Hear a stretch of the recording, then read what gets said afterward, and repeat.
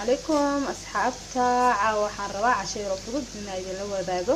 cashadaas oo ka kooban chipsi iyo tuna malay marka daawasho wacan waa casho aad u fudud oo xilli kasta xitaa waqti dab haday tahay oo adigoo mesela meel ku soo daahday oo kala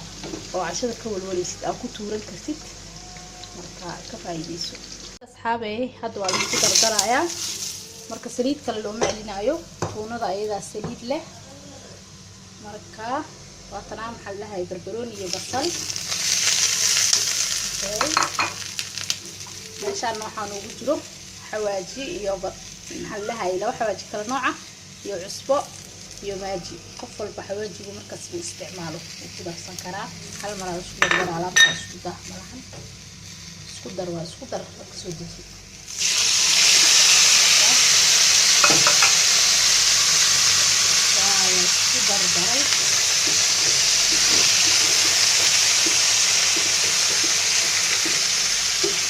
مع أصحابي ما شاء الله على قصة مركز كل حكي شوف 5 دقيقة وما باهنا دب بدر مركز كل دردت 5 دقيقة بس شكولا قصة خلاص وقت سوالا بس كلوكا عادي ما أهنا عادي ما أهنا أصحابتا كفايديستا أصحابتي لكلا لشهر قرايا أنا كان هاللي سودويو عشان أعاوكم مثلا قليل لكن إن شاء الله وحرجينها